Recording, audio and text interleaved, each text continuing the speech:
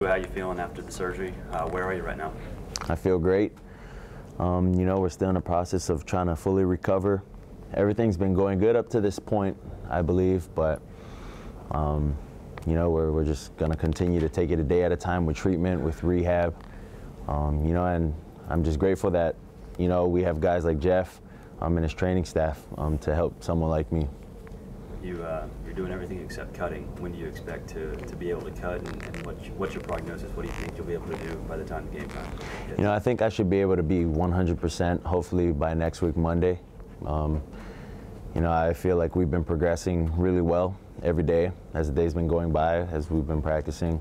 And then we have a three-day break or 4-day break, and I think taking time off is going to help as well, just rehabbing every day. And then when it comes time to full go with practice on Monday to prepare for the game, we should be fine. After you had the procedure, was there any concern? No. You became friends, I guess, with Kyler throughout the course of the award circuit. What did you guys talk about? And, when you watch him, I know you don't watch offense, but when you watch his game, what do you think? Well, he's tremendous. The kind of plays that they run are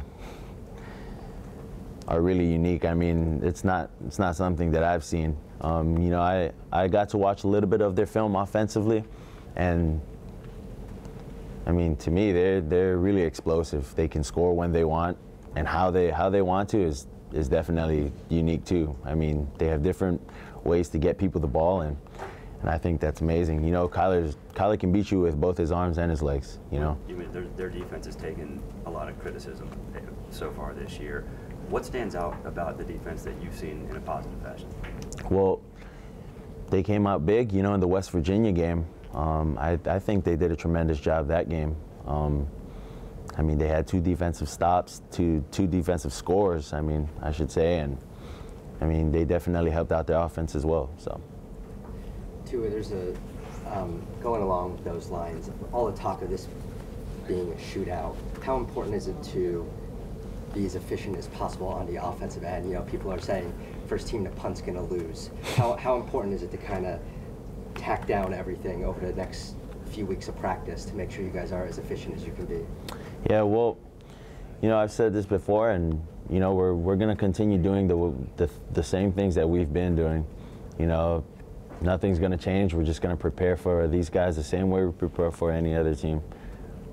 Nothing's going to change about it, and it just comes down to execution on how we go about doing things as offense. Anything else? When the injury first happened, how concerned were you in that moment that this could be a thing that was more long-term than it ended up being? Well, when it did happen, I felt it when I was on the ground. But I got up, and it was when I started to walk. I could feel it. Then right after that, I threw the interception. I came back to the sideline, and I told them just tape it up.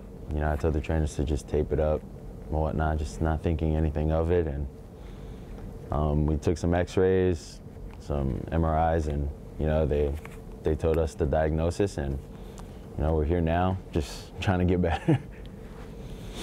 How much did it bother you throughout the course of that game, and you kind of feel like you want to get a little bit of redemption after that performance? Yeah, that I felt like I hurt the team by trying to stick it out at the same time. I had to make an executive decision as well if I would have came back in the fourth quarter. And that executive decision came down to me going back in or not. And I thought it would have been best for the team that I just didn't go back in. I wasn't able to move the pocket. I wasn't able to extend plays with my feet, if things weren't there. And that's what you need to do to be able to work the defense, So Jalen got his opportunity, and I think Jalen did a tremendous job with it as well. So, a couple more. Building off that, how much confidence does it give your team to see the resiliency where, a lot of the season things went so well for you guys? In the SEC championship game, even when things stuttered or faltered a bit, there is so much resiliency. There's never a doubt on anyone's minds that you guys have the ability to come back.